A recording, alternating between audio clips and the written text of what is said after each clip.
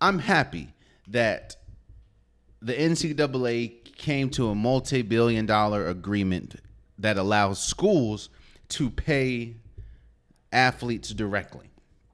I have been here championing the thought of players getting paid for their services. I think it's just like these players make entities, make institutions, make universities, make colleges so much money.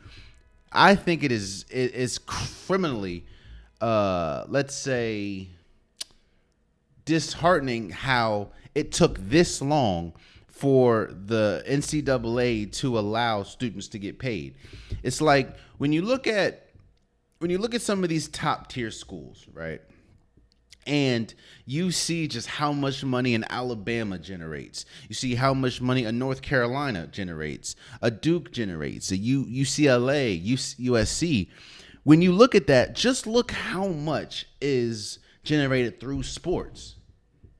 That is the direct correlation of how important college sports is to these schools. And the fact that it took this long for athletes to get paid. Now, yes, this isn't the first time they did get the deal for them to get paid by their name, image, and likeness happened probably 2-3 years ago. But this is the first time where schools now can pay these players. So in that sense, I am happy, and I do like the fact that the NCAA is finally understanding that, hey, most of this money that comes to the NCAA, most of the money that comes to these colleges is directly from athletics.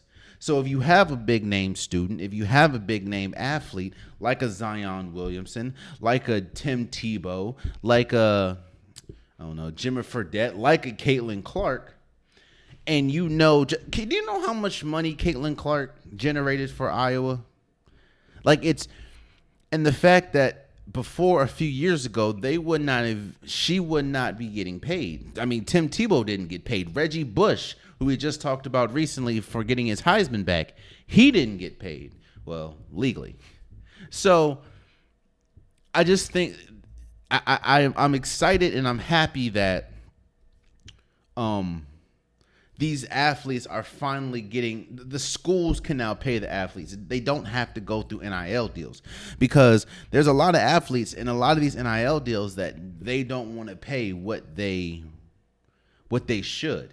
They don't want to pay.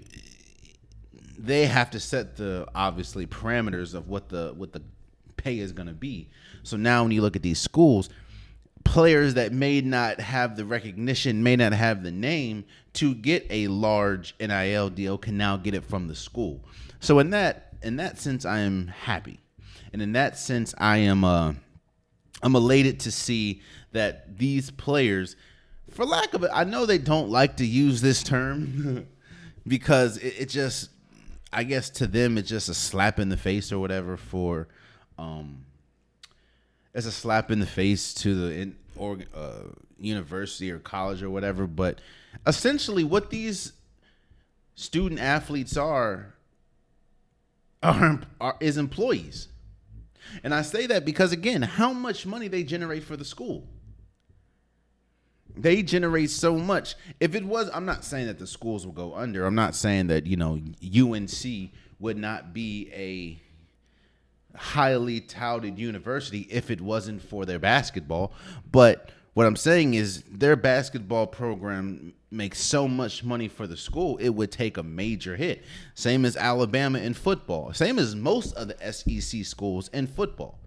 If Georgia didn't have the football, if Alabama didn't have football, I'm not saying that the schools would go under, but they would take huge hits. So in that sense, most of these student athletes, whether you want to call it or not, are employees. And the fact that they can get paid like that, I'm happy. I understand that people are like, well, what about the other students? Yeah, well, the other students can go out and work. Other students that don't play sports, they can have a job. That's something that they can still find a way to get money. That's what student athletes were not able to do, at least until the NIL deals and until now this this agreement that the NCAA has with the schools. So in that sense, I'm happy. In that sense, I'm elated. But the reason why I said I'm at a crossroads, and the reason why I said that I'm a little conflicted by how I feel. I started this episode with schools or not schools. People are going to show you exactly how they feel about you through their actions. The NCAA understands, and this is going to sound harsh. Trust me, I know. But sometimes the truth is harsh. That's not true. Sometimes the truth is always the truth. How you take it is the harshness or not, you know. But the NCAA understands what schools makes them the most money.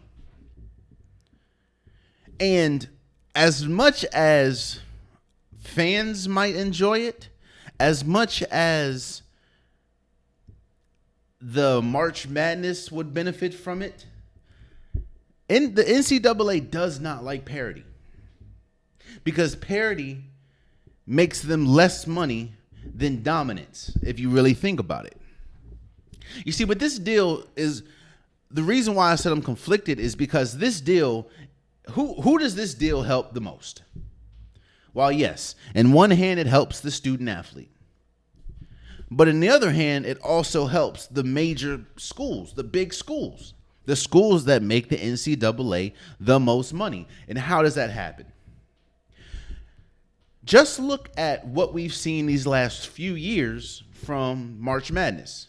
When you see Forum, when you see VCU, when you see Florida Atlantic, when you see these smaller schools making deep runs, that's because they're able to keep players and they're able to recruit. And recruiting was a lot easier for the smaller schools now with NIL deals, because you can partner NIL deals with scholarships. So it's like if I can get a I don't know, let's say Nike NIL deal and still go to Florida Atlantic instead of having to go to University of Florida, then I might as well go to Florida Atlantic, see what I can do. I have more time to play. I have more opportunity to put my best foot forward. That's what it was doing. Well, now you're competing with Florida Atlantic is now yet again competing with an Alabama, competing with a Florida, competing with a Georgia. And because Alabama, Georgia, Florida, let's say Mississippi State, they're able to pay more money on top of NIL deals, the smaller schools are going to lose every single time. So you're not going to get the Cinderella stories that we like to see. But as fans, we may like to see it. But when you talk about pockets, when you talk about money, and when you talk about what the NCAA, what they thrive off of, it's dominance. Alabama makes more money for the NCAA with them being dominant when they had Nick Saban and all the national championships. They make them more money than, I don't know, let's say Florida Gulf Coast.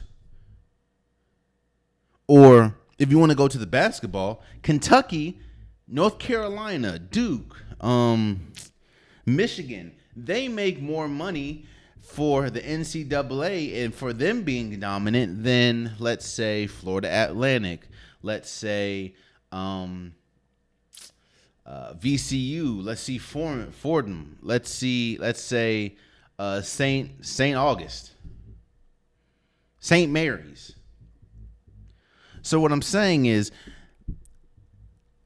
what I think people have to understand, and what I hope that people do not forget, is all these entities, all these schools, the NCAA, it's still a business, and nothing, as much as it sucks, it's true. Nothing that they do, not one decision they do, is not for the betterment of them. So when people are praising the NCAA, which in certain aspects, they do deserve the praise for allowing the students to finally get paid, allowing the schools to pay the students. So in that sense, they should be applauded. Even though it took longer than it should have, at least it got here. At least change has come. So in that sense, yes. But again, the NCAA, these schools, they're never going to do anything for the better. That does not, let's say, they will never do anything that doesn't empower the schools, that doesn't empower their program, their organization. Because at the end of the day, all these schools and the NCAA as a whole is a business. So they understand, okay, we're losing recruits. Or these top schools are losing recruits to smaller schools, which in that case, they're not as dominant as they used to be. So viewership and attendance is lower because they haven't been dominant in a while. These dominant schools are not. Hell, Georgia didn't even win the national championship. Georgia didn't even make. That hurt the NCAA money-wise. Georgia didn't even make the Final Four. Now, yes, obviously a big school in Michigan won the national championship, but who do you think would have made the NCAA more money? Michigan winning? Or let's say Alabama, let's say Georgia, let's say Clemson. I'm not saying that those are the only teams that benefit from this new deal, but what I'm saying is the bigger schools, the national powerhouses benefit more than the smaller schools. Don't get it twisted. We as fans like parity. But when we talk about dollars, when we talk about businesses, when we talk about what generates the most, trust and believe. The dominance, dynasties, big programs like a Alabama, like a Clemson, like a UCLA, that's what makes the NCAA happy. That's what makes the NCAA more money, and that is why you're seeing this deal being made. So don't be surprised the next few years you see a school that is just leaps and bounds dominant from the others, and how it's been looking like. Some of these top schools getting the top recruits, getting the top transfers, because they can afford it now that these schools are able to pay, for their services. So on one hand, shout out to the NCAA, shout out to the students. On the other hand, I see what you're doing. And hey, I get it. Oh, man, you stayed to the end of the video. I appreciate you. If you like what you saw, be sure to hit that subscribe button so you'll never miss any content from your boy. You can also go back and watch past episodes, past clips, and don't forget that the Unpopular Podcast, new episodes drop every Wednesday and Saturday. Appreciate you.